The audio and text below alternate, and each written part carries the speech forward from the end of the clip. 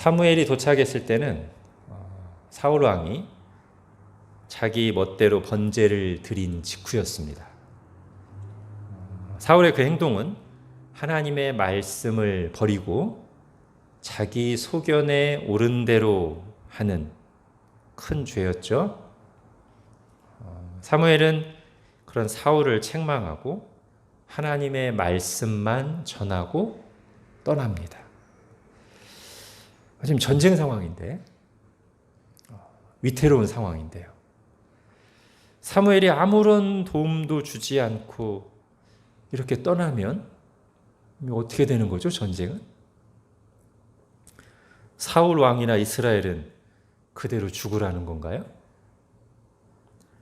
사무엘은 이스라엘 백성의 위기는 안중에도 없는 것일까요? 아니, 하나님은 이렇게 사무엘을 보내서 사울 왕을 책망하기만 하고 이스라엘을 도와주지는 않으시는 겁니까? 아니죠. 여러분 23절을 보십시오. 앞부분만 읽겠습니다. 여호와께서 그날에 이스라엘을 구원하심으로. 네, 하나님은 하나님이 하실 일을 하십니다. 또 20절을 보십시오. 사울 왕도 그걸 자기 눈으로 봤어요.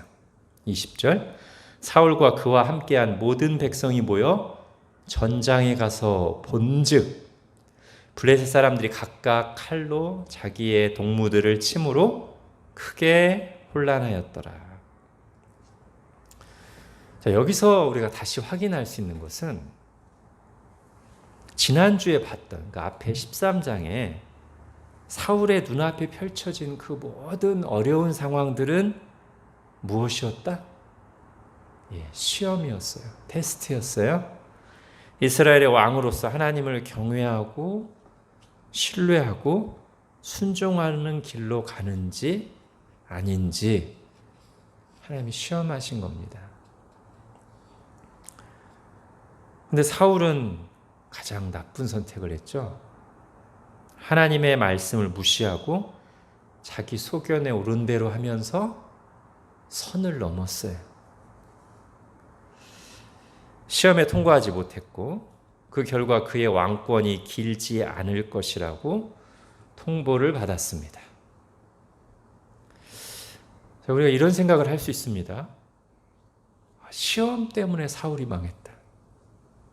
왜 이런 시험을 하셔가지고, 또는 왜 이런 시험을 만나가지고.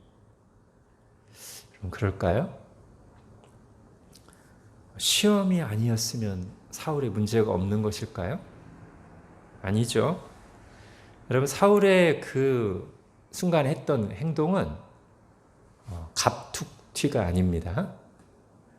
사울은 원래 그런 사람이 아닌데, 사울에게는 잘못된 마음이 전혀 없었는데, 사울의 진짜 모습과는 다른 모습이, 특히 그 선을 넘는 행동이 시험 때문에 갑자기 툭 튀어나온 게 아니라는 거예요. 여러분, 창고의 문을 불쑥 열었을 때 거기서 쥐들이 발견된 것은 원래는 깨끗한 창고인데 문을 갑자기 여는 바람에 없던 쥐가 거기 생겨난 게 아니고, 원래 있던 쥐들이 갑자기 문이 열리는 상황으로 인해 발견된 것이죠. 드러난 것이죠. 그러니까 우리가 그걸 보고서 아이고 갑자기 문을 연 사람이 잘못했네, 이런 식으로 가면 안 된다는 거예요. 오히려 그걸 통해 숨어있는 쥐가 드러났으니 잡아야죠. 그걸 통해 사울의 내면의 모습이 드러났으니 회개해야죠. 하나님은 우리가 실수 한 번 했다고 사람을 버리시는 분이 아니십니다. 만일 그렇다면 저는 수없이 버림받았어야 돼요. 정말로. 하나님은 자비하신 분이십니다. 지혜로우신 분이세요. 사람을 정확히 아시고 오래 참고 기다리시고 공의롭게 판단하시는 분이세요. 사울에게도 마찬가지예요. 아무렇지 않게 하나님의 말씀을 거슬러 자기가 제사장이라도 되는 양 번제를 드린 것은, 그 행동은 그가 평소에 어쩌면 꽤 오랫동안 하나님과 그분의 말씀을 어떻게 생각하고 있었는지를 보여주는 거예요. 그건 이후에 사울의 행동에서도 확인되죠. 사울이 하나님 말씀 앞에 회개가 없어요. 사울의 마음에서, 사울의 일정표에서, 사울의 스케줄에서 하나님과의 관계 회복은 늘 뒤로 밀려요. 중요한 게 아니니까요. 말씀이 주어지고 사건, 사고가 일어나도 그런 쪽으로는, 즉 하나님과의 관계를 회복하고 개선하는 쪽으로는 반응이 잘 안 일어나요. 이후에도 사울은 회개 없는 종교 생활을 계속하고 자기 자리만 지키는데 혈안이 된 모습을 우리에게 계속 보여줍니다. 여러분, 오늘 본문도 마찬가지예요. 아까 사울이 봤다고 했잖아요. 하나님이 전쟁에 함께 하시면서 친히 도와주시고 이스라엘을 구원하시는 것을 봤다고 했잖아요. 이때라도 깨닫고 회개했더라면 얼마나 좋았을까요? 하나님이 이렇게 이스라엘을 도우시고 구원하시는데 내가 너무 믿음이 없었구나. 내가 믿음이 없어서 오바했구나. 내가 하나님께 불순종했구나. 이렇게 회개했더라면 얼마나 좋았을까요? 여러분, 사울은 깨닫고 적용하지 않았지만 우리는 그럴 수 있기를 바랍니다. 너무 분노한 나머지, 또는 너무 염려하고 두려워한 나머지, 너무 낙심한 나머지, 너무 급한 나머지 하나님의 말씀에 어긋나는 선을 넘는 행동을 한다거나 너무 거칠고 급하고 경솔하게 행동한 적은 없었는지, 그렇게까지 안 했어도 되었는데, 사실 그럴 필요가 없었는데. 왜요?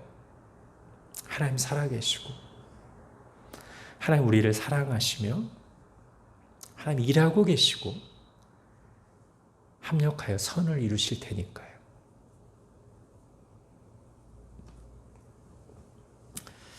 자, 그럼 이토록 처음에 불리했던, 어두웠던 싸움에서 어떻게 이렇게 승리하게 됐을까요? 사울의 불순종, 이스라엘 군대에 가득한 두려움, 그 도망치는 것까지 우리가 봤잖아요. 막 굴에 숨고, 웅덩이에 숨고, 수풀에 숨고, 심지어 어떤 사람은 요단강 너머까지 그냥 아주 해외로 도피하고. 이런 상황에서 어떻게 승리가 일어나죠? 오늘 본문에 보면 이런 영적 공기를 바꾸어 놓은 사람이 있습니다. 사울의 아들 요나단이죠. 그는 눈에 보이는 상황만 보고 분위기에 휩쓸리는 대신에 하나님과 그분의 말씀을 바로 이 현실 속에서 생각했습니다. 이 전쟁이 여호와의 전쟁임을 알았고 하나님을 향한 믿음을 이렇게 선포했습니다. 우리 6절 같이 한번 읽겠습니다. 시작. 요나단이 자기의 무기를 든 소년에게 이르되 우리가 이 할례받지 않은 자들에게로 건너가자. 여호와께서 우리를 위하여 일하실까 하노라. 여호와의 구원은 사람이 많고 적음에 달리지 아니하였느니라. 아멘.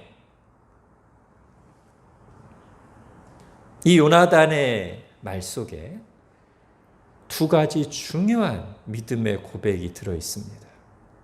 첫 번째, 자기 백성을 위해서 싸우시는 하나님. 이렇게 얘기하죠. 여호와께서 우리를 위하여 일하실까 하노라. 예. 여러분, 이 믿음이 정말 중요해요. 자기 백성을 위해서 일하시는 하나님. 자기 백성을 위해서 열심히 일하시고 싸우시는 하나님. 자, 두 번째는 연약한 도구를 통해 능히 구원을 베푸시는 전능하신 하나님. 어떤 고백 속에 이 진리가 담겨 있어요? 여호와의 구원은 사람이 많고 적음에 달려있지 아니하다. 여러분, 이 두 가지 믿음이 요나단이 가진 담대함의 원천이었고요. 그가 앞으로 나아갈 수 있게 해주는 실제적인 힘이었습니다. 이 믿음이 눈에 보이는 상황, 그리고 분명하게 비교되는 숫자를 극복하고 앞으로 나가게 했습니다. 자, 숫자. 막연하지 않고 분명한 상황과 현실을 보여주는 숫자. 점수, 등수, 금액, 목표치, 결산, 시간, 나이, 인원수. 우리를 두렵게도 하고 우리를 유혹하기도 하는 그 이름, 숫자. 미자, 영자, 희자도 아니고 숫자. 하나님을 바라보고 영광 돌리게도 하고 자기 영광을 구하게도 하는 이 숫자. 여러분, 우리가 정말 하나님을 믿는다면 모든 것을 하나님 아래, 하나님의 주권과 능력 아래에 두어야 하는데 그 중에 반드시 뭐도 포함되어야 돼요? 숫자도. 숫자를 하나님 아래에 두어야 돼. 숫자보다 하나님을 의지해야 돼. 숫자보다 하나님을 더 많이 신뢰하고 묵상해야 돼요. 요나단은 지금 그렇게 고백하고 있는 겁니다. 그리고 요나단의 이 고백은 특히 기드온의 전쟁을 연상시키는 데가 있습니다. 겨우 300명으로 10만이 훨씬 넘는 미디안 대군과 싸워 이기게 하신 하나님. 그게 기드온 전쟁이잖아요. 그 전쟁을 통해 배울 수 있는 핵심 교훈이 지금 요나단이 하고 있는 말 아니겠습니까? 여호와의 구원은 사람이 많고 적음에 달리지 아니하였느니라. 아멘. 이 기드온의 전쟁이 요나단에게 어떻게 적용되었는지 한번 좀 더 생각해 보겠습니다. 우선요, 상황이 비슷해요. 즉, 엄청난 수의 적군들, 그리고 그들 앞에 두려워서 굴과 웅덩이에 숨은 이스라엘이라는 면에서.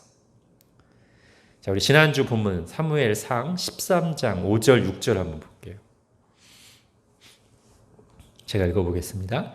블레셋 사람들이 이스라엘과 싸우려고 모였는데 병거가 3만이요 마병이 6,000명이요 백성은, 특히 이 부분, 해변에 모래같이 많더라. 자, 그들이 올라와 베다윈 동쪽 믹마스에 진침해. 이스라엘의 반응 6절. 이스라엘 사람들이 위급함을 보고 절박하여 굴과 수풀과 바위 틈과 은밀한 곳과 웅덩이에 숨으며, 이렇게 돼 있잖아요. 자, 기드온 전쟁 때 상황이 여기 같은 표현들이 나와요. 사사기 7장에 보면 미디안과 아말렉과 동방의 모든 사람들이 골짜기에 누웠는데 메뚜기의 많은 수와 같고 그들의 낙타의 수가 많아. 자, 그 다음 해변에 모래가 많음 같은지라. 예. 자, 오늘 이 요나단이 처한 전쟁에도 이 표현이 나왔죠. 해변에 모래 같은지. 자, 그리고 또 이스라엘의 반응을 보면 사사기 6장 2절에 미디안의 손이 이스라엘 이긴지라. 이스라엘 자손이 미디안으로 말미암아 산에서 웅덩이와 굴과 산성을 자기들을 위하여 만들었으며. 예. 이 기드온 때 그랬다는 거예요. 근데 지금 이 사무엘상에서도 아까 어디 숨었어요? 굴과 웅덩이와 숲을 바위 틈에 숨었죠.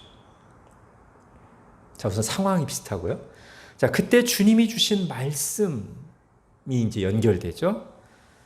사사기 7장 2절에 여호와께서 기드온에게 이르시되 너를 따르는 백성이 너무 많은즉, 너를 따르는 백성이 너무 많은즉 내가 그들의 손에 미디안 사람을 넘겨주지 아니하리니 이는 이스라엘이 나를 거슬러 스스로 자랑하기를 내 손이 나를 구원하였다 할까 함이라.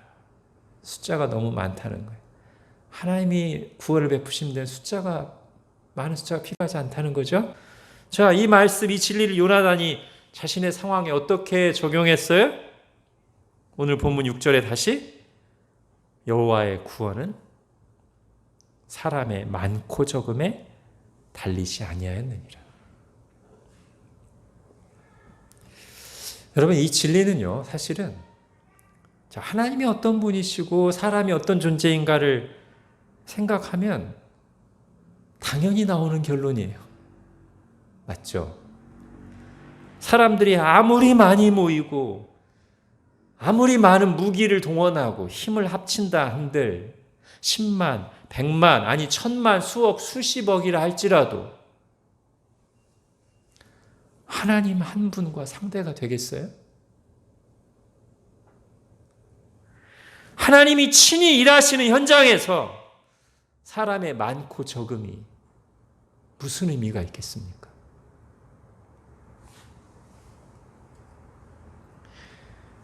우리는 그런데도 하나님의 일을 함에 있어서 너무나 쉽고도 당연하게, 그리고 너무나 자주 하나님의 능력을 의지하기보다 사람의 능력에 초점을 맞추는 경향이 있어요.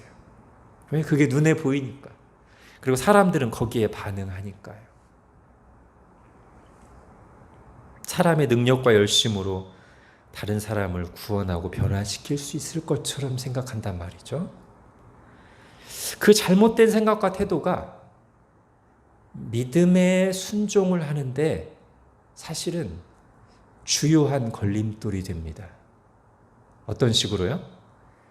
자, 능력이 있는 사람은 자기가 능력이 있기 때문에 하나님을 온전히 의지하고 순종하기보다 자기를 의지하고 자기 생각대로 하기가 쉬워요. 입으로는 하나님 믿는다고 하지만 실제 머릿속에서 마음과 행동은 하나님 정말 의지하는 것보다 자기 능력, 자기 지식, 자기 경험, 자기 방법으로 하기가 쉽다고요. 기도하고 순종하는 게 잘 안 될 수가 있어요. 그런가 하면 스스로 능력이 없다고 생각하거나 사람들로부터 그런 평가를 받는 사람들은 또 다른 방향으로 하나님을 단순히 의지하고 순종하기보다 아예 처음부터 미리 포기하면서 나는 안 돼, 아유, 난 못해 하면서 마찬가지로 순종하지 않는 불순종의 길로 가는 것이죠. 우리는 주님께서 기드온을 통해 이스라엘을 구원하실 때 하셨던 말씀을 기억해야 합니다.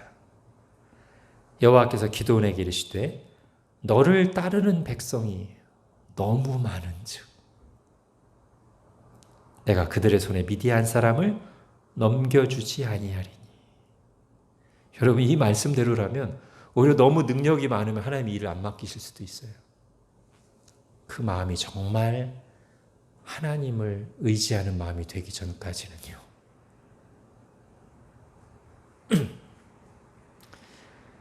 영적 전쟁의 성패는 하나님의 일의 승리 여부는 다른 것이 아니라 하나님께 달려 있습니다. 믿습니까? 그게 사실이에요. 자, 그렇다면 이제 중요한 것은 하나님의 뜻입니다. 그렇죠? 이 일이 그렇다면 정말 하나님의 뜻인가? 하나님이 이 일로 나를 부르셨는가? 자, 기드온의 경우에는 이 둘이 아주 확실해요. 하나님께서 친히 찾아오셔서 기드온을 부르셨고 그를 통해 이스라엘을 구원하시겠다고 구체적으로 말씀하셨어요. 들리게, 보이게 말씀하셨어요. 그럼 요나단은요? 오늘 본문의 요나단은 어떻게 이것을 자신이 현재 처한 전쟁에, 자신의 현실에 적용할 수 있었을까요? 자, 이 부분이 우리가 적용하는 데 도움이 될 겁니다.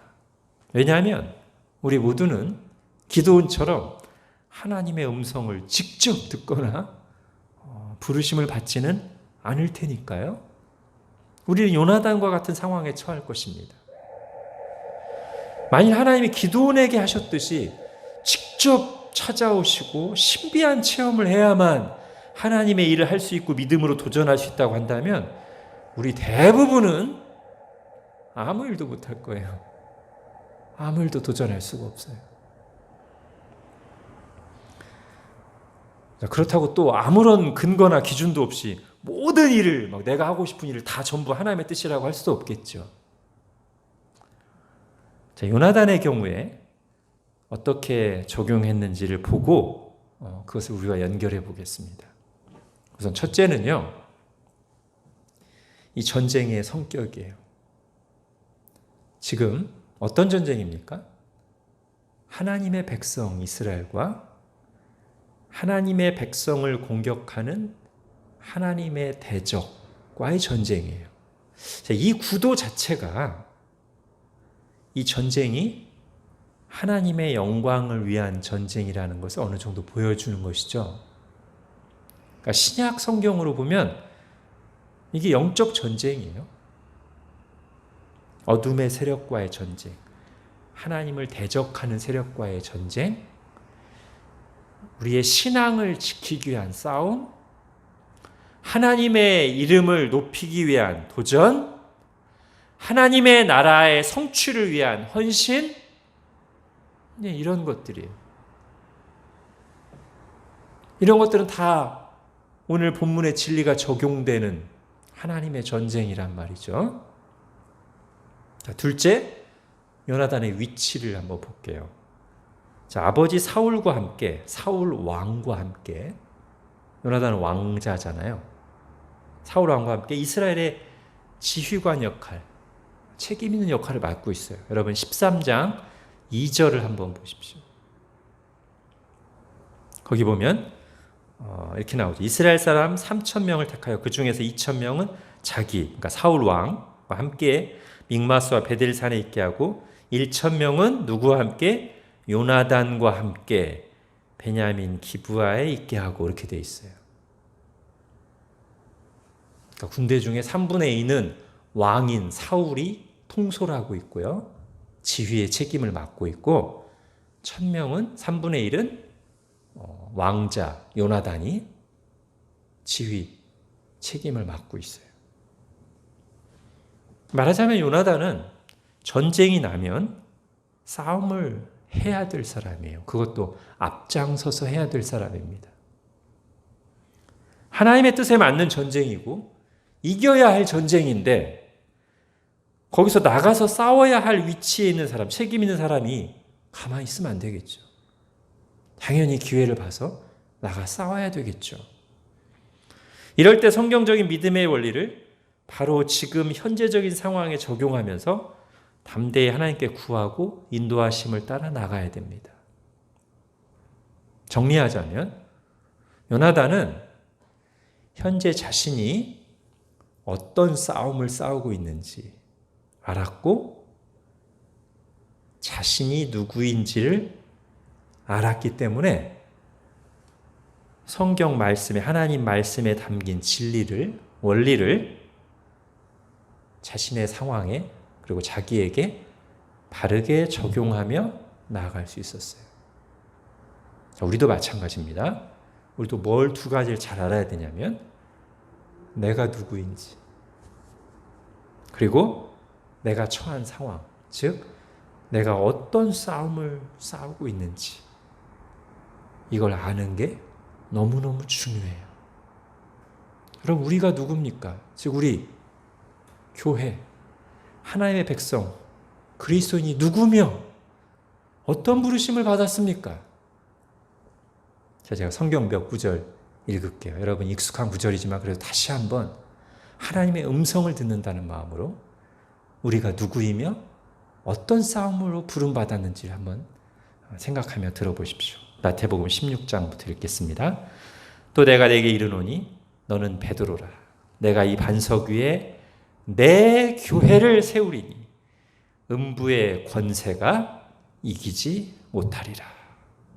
예, 주님께서 자기 교회를 세우신다고 하시면서 이 교회가 나아갈 때 음부의 권세, 음부의 대문이 버텨내질 못할 것이다. 예, 하나님의 군대가 진격하고 어둠의 세력의 성들을 하나하나 정복해 나가는 거예요. 그게 교회의 부르심이에요. 베드로전서 2장 9절 너희는 택하신 족속이요 왕같은 제사장들이요 거룩한 나라요 그의 소유가 된 백성이니 이는 너희를 어두운 데서 불러내어 그의 기이한 빛에 들어가게 하시니에 아름다운 덕을 선포하게 하려 하십니다. 여기에 우리의 부르심과 사명이 잘 나와 있죠. 마태복음 5장에 보면 너희는 세상의 소금이니 소금이 만일 그 맛을 잃으면 무엇으로 짜게 하리요 후에는 아무 쓸데없어 다만 밖에 버려서 사람에게 밟힐 뿐이니라. 너희는 세상의 빛이라. 산 위에 있는 동네가 숨겨지지 못할 것이요 사람이 등불을 켜서 말 아래에 두지 아니하고 등경 위에 두나니 이러므로 집안 모든 사람에게 비치느니라. 이같이 너희 빛이 사람 앞에 비치게 하여 그들로 너희의 착한 행실을 보고 하늘에 계신 너희 아버지께 영광을 돌리게 하라. 마태복음 28장 그러므로 너희는 가서 모든 민족을 제자로 삼아 아버지와 아들과 성령의 이름으로 세례를 베풀고 내가 너희에게 분부한 모든 것을 가르쳐 지키게 하라. 볼지어다 내가 세상 끝날까지 너희와 항상 함께 있으리라. 자, 마지막으로 에베소서 6장 읽겠습니다. 마귀의 간계를 능히 대적하기 위하여 하나님의 전신갑주를 입으라. 우리의 씨름은 혈과 육을 상대하는 것이 아니요 통치자들과 권세들과 이 어둠의 세상 주관자들과 하늘에 있는 악의 영들을 상대함이라. 그러므로 하나님의 전신갑주를 취하라. 이는 악한 날에 너희가 능히 대적하고 모든 일을 행한 후에 서기 위함이라. 아멘. 여러분 이 말씀들 속에 그리고 사실 제가 일부만 발췌한 거고요. 사실 성경 전체에 걸쳐서 우리가 누구인지, 우리의 정체성, 그리고 우리가 어떤 싸움을 싸워야 되는지, 우리의 부르심이 분명히 나타나 있습니다. 여러분, 교회는 하나님과 단절되어 어둠의 세력이 장악하고 있는 이 세상에 그리스도를 머리로 하여, 그리스도를 사령관으로 하여 빛의 군대로 부르심을 받고 정복 전쟁을 치르는 중입니다. 내가 내 교회를 세우리니 음부의 권세가 이기지 못하리라.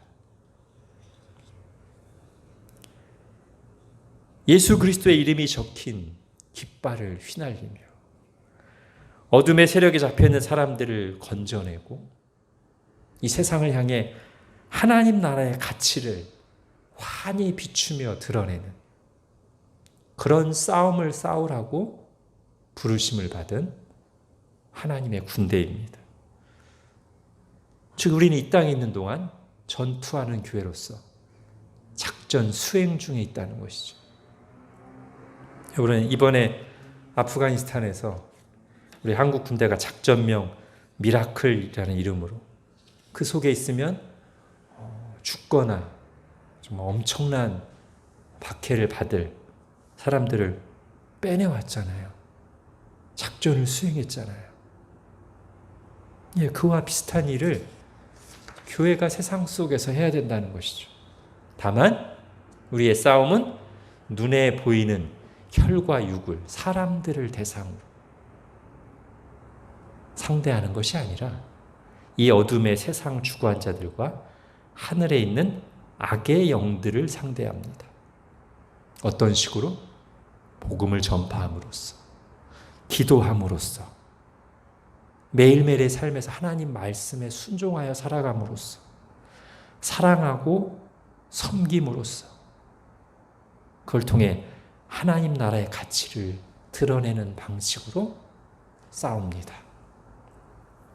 우리가 이미 이런 부르심을 받고 이런 전쟁 한복판에 있습니다. 그리고 이 전쟁 상황에서 주어진 우리 하나님의 분명한 명령과 약속들이 이미 있어요. 개인적으로 이것을 다시 받을 필요가 없습니다. 자, 구체적인 부르심과 상황에서는 하나님의 뜻을 구하며 인도하심을 받을 필요가 있죠. 기드온과 요나단의 또 하나의 공통점이 있는데 그것은 하나님의 사인을 구했다는 겁니다. 물론 약간 성격이 다르긴 해요. 기드온은 이미 하나님의 뜻을 확실히 받았고 알았어요. 하나님이 몇 번이나 말씀하시고 너무 확실해요. 하나님의 뜻인 게. 그럼에도 불구하고 두려워서 사인을 구했다면 요나단은 아직 하나님의 뜻을 정확히 몰라요. 구체적으로는. 그래서 근데 싸우고자 해요. 여호와의 전쟁 속에서 적극 참여하고자 해요. 그러다 보니까 현재 상황에서 하나님의 뜻을 알고 인도하심을 구하기 위해서 사인을 구한 것입니다. 가령 선교사로 나아갈 것인가? 아니면 어떤 대학, 어떤 학과를 갈 것인가? 어떤 직종, 어떤 직장을 선택할 것인가? 이런 구체적인 상황 속에서라든지 아니면 일반 상식으로나 현재 상황으로는 참 어려워 보이거나 불가능해 보이는데 말씀을 듣고 기도할수록 마음속에 계속해서 어떤 소원이나 거룩한 부담감이 있다면 그것이 교회에서든 학교에서든 직장에서든 가정에서든 이럴 때 말씀을 주의 깊게 읽어가면서 기도하면서 또 상황도 살피면서 하나님의 뜻을 구하는 것이죠. 이 죄를 짓지 말아야 합니까? 주일 예배를 잘 드려야 합니까? 복음을 전해야 합니까? 영적으로 성장하며 다른 사람의 섬기는 삶을 살아야 합니까? 여러분 이런 걸로 하나님 뜻 물을 필요가 없어요. 이미 하나님의 뜻이에요. 100% 하나님의 뜻이에요. 믿음으로 순종할 일이지 하나님께 여쭐 게 아닙니다. 순종하면 돼요. 믿음으로. 또 아까 예를 들었던 어떤 구체적인 상황 속에 인도하심 구했을 때 그렇게 인도하심을 구하고 여쭙다가 하나님의 뜻이라고 판단이 되면 그때도 믿음으로 나가는 거예요. 어떤 믿음? 오늘 요나단이 고백했던 믿음. 두 가지 뭐예요? 첫 번째, 하나님은 자기 백성을 위해서 일하신다. 하나님 자기 백성을 위해서 싸우신다. 두 번째, 하나님은 인간의 숫자, 외모, 능력에 제한받지 않으신다. 영적 싸움의 성패는 사실은 우리가 눈에 보이는 것과 달리 하나님께 달려있다. 여러분 왜 믿음이 필요해요? 세상에 사는 동안에 우리가 맞닥뜨리는 현실들은 일정 기간 동안에는 어떤 상황들 속에서는 꼭 우리의 믿음과 반대 방향으로 진행되는 듯한 모습일 때가 적잖이 있어요. 즉 믿음으로 순종하면 당장에 내가 원하는 대로 일이 막 술술 풀리는 것이 아니라 하나님의 도우심이 막 즉각즉각 나타나는 게 아니라 꽃길만 걷는 게 아니라 어쩔 때는 분명히 내가 믿음으로 순종했는데 그리고 그게 하나님의 뜻임에도 불구하고 굉장한 어려움을 겪거나 우리 상황이 반대 방향으로 가는 것 같은 내가 이 믿음으로 도전을 안 했으면 차라리 나았을 것 같은 그런 상황이 발생할 때도 있는 거거든요. 예를 들면 모세가 어렵게 하나님의 명령에 순종해서 애굽의 바로에게 나가서 말했어요. 내 백성을 보내라. 어떤 일이 일어났을까요? 바로가 화가 나가지고요. 이스라엘 백성들에게 더 어려운 고역을 내려요. 그러니까 지금 모세는 하나님의 말씀 듣고 이스라엘 백성들을 그 노역에서 해방시키려고 왔는데 자기가 순종해서 말하고 나니까 이스라엘 백성들도 더 어려워지고 그러다 보니까 그 이스라엘 백성들도 누구를 미워하게 돼요? 모세를 미워하게 돼요. 네가 괜히 믿음의 도전을 해가지고 믿음의 순종을 해가지고 우리까지 어려워졌잖아. 이렇게요. 요셉도 마찬가지죠. 요셉도 애굽에 가서 정말 경건하게 하나님 의지하며 순종하며 사는데 한동안은 계속 추락해요. 만약에 그 부분만 딱 잘라서 보면 하나님 믿는 사람으로서 뭐야 이거 이렇게 말할 수 있을 만큼 계속 추락해요. 유혹받고 그 유혹을 이겨냈는데 누명을 쓰고 감옥으로 떨어지고 감옥에서 선하게 살았는데 아무도 알아주는 사람 없이 거기서 2년이나 다시 썩어야 돼요. 어느 일정 기간 동안은 그랬어요. 그래서 믿음이 필요합니다. 눈에 보이는 대로만 해석하고 판단하다 보면 우리가 시험에 빠질 수가 있어요. 지금 눈에 안 보이지만 하나님께서 살아계시고 일하신다는 것을, 합력하여 선을 이루신다는 것을, 그래서 바르게 반응하기 위해서 하나님이 마침내 베푸신 승리를 볼 때까지, 그때까지 우리에게 믿음이 필요하다는 것이죠. 자, 이제 오늘 본문의 뒷부분에 보면 하나님께서 자기 백성을 위해 싸우시고 일하시고 하나님의 구원은 사람의 많고 적음에 달리지 않았다는 사실이 어떤 방식으로 실제 현장에서 드러나는지가 나옵니다. 여러분 13, 14절 보세요. 요나단과 그의 무기 든 자가 하나님을 의지하고 나가 싸울 때 하나님이 도와주세요. 실제로 힘을 주시고 실제로 지혜를 주시고 실제로 길을 열어주세요. 하나님 이렇게 도와주시죠. 15절에 보세요. 재밌는 내용이 나와요. 들에 있는 진영과 모든 백성들, 이거는 지금 블레셋 사람들을 말하는 겁니다. 그들이 공포에 떨었고 부대와 노략건들도 떨었으며 땅도 진동하였으니 이는 큰 떨림이었더라. 여러분 지금 세력이 훨씬 큰 블레셋 군대가 겨우 이 2명 요나단하고 무기 든 자가 왔다고 떨고 있어요. 적들이 두려움에 빠졌어요. 물론 하나님이 땅을 진동하신 어떤 사건을 일으키시기도 하셨죠. 여러분 이런 일이 성경에서도 종종 나오고요. 실제로 이 세상에 살아가는 동안도 있습니다. 라합이 이스라엘 정탐들에게 했던 말을 생각해 보세요. 지금 이스라엘 사람들이 광야를 40년 만에 통과하고 나서 이제 가나안 정복 전쟁을 앞두고 정탐하러 갔어요. 그때 많이 긴장했을 거예요. 그죠? 근데 정탐들이 딱 가서 만난 사람, 라합이라는 기생을 만났는데 그 라합이 뭐라고 말해요? 사실 우리가 너희들 때문에 간담이 녹아내리고 있다. 너희의 하나님 때문에 우리가 지금 너무 두려워하고 있다. 아마 듣기 전까지는 이스라엘 백성들이 몰랐을 거예요. 오늘 기드온 전쟁 얘기를 많이 했는데 기드온도 마찬가지. 기드온이 이제 300명 데리고 싸울 준비를 하는데 너무 여전히 두려운 거예요. 하나님이 자 그럼 미디안 군대 잘 가가지고 보초들이 하는 말 들어봐봐. 그래서 기드온이 마지막으로 이 앞에도 막 사인을 여러 번 구했는데 마지막으로 또 몰래 미디안 보초들이 있는 곳에 엿들어요. 그런데 그 두 사람이 꿈 얘기를 하는데 무슨 얘기를 해요? 우리는 기드온한테 우리 부대 다 망할 거야. 그들이 기드온을 두려워하고 있어요. 그 얘기를 듣고 기드온이 용기를 얻죠. 여러분, 우리는 종종 세상 속에서 우리 모습이 초라해 보이고 그래서 두려워하고 위축되기도 합니다만 실은 세상이 하나님을 또는 교회를 두려워한다는 생각을 해보셨습니까? 우리가 분명하게 하나님 편에 서 있을 때 세상이 우리를 공격하기도 하고 반대하기도 합니다만 또 한편으로는 그들의 마음속에 두려움이 있어요. 하나님이 그런 두려움을 특히 어떤 계기를 통해서 어떤 상황 속에서는 강하게 내려주기도 하세요.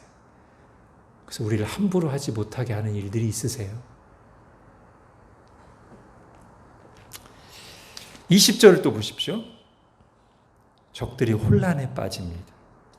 서로 싸워요. 그래서 사실은 아무리 하나님 도와주셔도 이 요나단과 그의 무기든 자 둘이서 어떻게 이 많은 사람들을 다 해치워요. 하나님 친히 일하시는 거예요. 요나단과 그의 무기든 자가 한 일이 요만큼이라면 하나님이 친히 하셔서 블레셋 사람들이 서로 죽이고 혼란에 빠져서 죽은 사람들은 이만큼입니다. 우리가 하는 일은 얼마 안 된다는 거예요. 우리가 다 하려고 하면 못해요. 하나님이 하십니다. 자, 그리고요 21절 22절을 보십시오. 21절에는 이 블레셋 사람하고 지금 이스라엘이 싸우는데, 자, 이 블레셋 사람들을 지금 따라 나온 사람들 중에 누가 있냐면 히브리 사람들이 있어요. 히브리 사람이 원래 이스라엘 민족이잖아요. 근데 어떤 이유로인지 블레셋 사람들 따라 나왔어요. 근데 이제 하나님이 도와주시니까 이 블레셋을 따라 나왔던 히브리 사람들이 오히려 뒤에서 블레셋을 공격하는 거예요. 자, 좀 보편화시켜서 말하면 분명히 나를 반대할 것 같아. 아니, 반대했던 사람들. 나를 반대할 것이 확실해야 할 것 같은 사람들이 하나님이 역사하시니까 어느 순간에 내 편을 들어주고 나를 도와줘요. 또 22절에는 그거와는 약간 다르게 잠잠하고 사태를 관망하던 사람들이 또 갑자기 나를 도와줘요. 여러분, 바울이 예루살렘에 갔을 때 어려움을 많이 겪어요. 근데 그때 누가 도와주냐면 여러 번에 걸쳐 로마의 지휘관들과 로마의 장교들, 로마의 군인들. 원래는 바울의 편을 들어줄 이유가 없어요. 바울을 도와줄 이유가 없는데 그들이 많이 도와줍니다. 성경에 이런 말씀이 있습니다. 사람의 행위가 여호와를 기쁘시게 하면 그 사람의 원수라도 그와 더불어 화목하게 하시느니라. 아멘. 여러분, 우리가 믿음으로 순종할 때 하나님이 어떻게 우리가 생각지도 못했던 방식으로 도와주실지 아무도 몰라요. 그러니까 우리가 지금 앞에서 몇 가지 예를 말씀드렸습니다만 하나님이 우리를 도우시는 여러 방법들을 막 리스트업 해가지고 자세히 아는 것보다 사실 더 중요한 건 뭐예요? 내가 믿음으로 순종할 때 하나님이 정말 나를 도와주신다는 걸 믿는 거예요. 하나님께서 자기 백성을 위해서 일하신다. 하나님께서 자기의 백성을 위해서 싸우신다는 사실을 정말로 믿는 거예요. 그래서 우리가 실제로 살아가면서 만나는 여러 문제와 상황 속에서 실제로 하나님을 의지하고 하나님의 도우심을 구하는 거예요. 여러분, 제가 정말로 솔직하게 제일 많이 하고 풍성하게 응답받는 기도는 이것입니다. 단순해요. 하나님 도와주세요. 정말이에요. 제가 제일 많이 하는 기도고요. 저는 이 기도에 대한 응답을 사실 거의 매일 풍성하게 받고 있다고 분명하게 고백합니다. 마음이 힘들고 안 잡힐 때 하나님 도와주세요. 기도하면 하나님이 제 마음을 다스려 주시고요. 하나님의 관점으로 문제와 상황을 바라보도록 해주시고요. 다시 하나님의 일을 할 힘을 주시는 것을 수없이 경험했습니다. 그렇지 않았으면 저는 계속 목사 못했을 거예요. 진작에. 설교 흐름이 잘 안 잡힐 때 하나님 도와주세요. 기도하면 필요한 말씀과 메시지가 떠오르게 하시거나 막혔던 곳이 뚫리게 하시고 흐름이 잡히게 하시고 아주 많이 응답받습니다. 사람을 섬길 때 필요한 말씀이 생각나게 하시고 지혜를 주시고 사실 거의 모든 일에서 제가 진실하게 하나님 도와주세요. 구하고지할 때 도와주신 걸 경험합니다. 물론 자세하게 기도해야 될 때가 있어요. 특히 다른 사람들의 기도 제목을 가지고는 그 상황에 맞게 자세하게 기도하죠. 그리고 또 그렇게 자세하게 기도함으로써 하나님의 구체적인 인도하신 응답을 경험하기도 합니다만 내 개인의 상황에 있어서는 그냥 도와주세요만 해도 충분할 때가 많고 그 도와주세요에 대해서 하나님이 내가 내 상황을 알기 때문에 하나님의 기도에 응답하시는 것을 분명히 알 수 있어요. 자, 그런데도요. 그렇게 이렇게 응답을 많이 받고 도와주시는 경험하면서도 어느 순간에 또 이걸 잊어버리고 염려하고 부정적인 생각에 빠지고 힘들어하면서 시간을 허비하는 자신을 볼 때가 종종 있습니다. 좀 하나님 앞에 빨리 엎드려서 도와주세요 하면 되는데 그 기도에 들어가기 전까지, 그 순종으로 나아가기 전까지 한참을 또 이게 생각이 안 나요. 또 그때는 하나님 도와주세요 이렇게 하면 되는데 꼭 이런 생각이 제게 있는 것 같아요. 내 감정과 상황을 좀 정돈하고 기도하고 좀 하나님의 일을 해야 되지 않는가. 그러나 분명히 말할 수 있는 것은 승리하는 영적 생활의 비결은 감정을 정돈하고서 상황이 허락될 때 기도하는 게 아니라 감정을 정돈하고 상황에 바르게 반응하기 위해서 기도하는 거예요. 그러니까 여러분, 다시 말하면 기도할 기분이나 기도할 상황이라 기도하는 게 아니고요. 기도할 때 나의 마음도 다스려 주시고 내 상황도 도와주실 것을 믿기에 믿음으로 기도하는 거예요.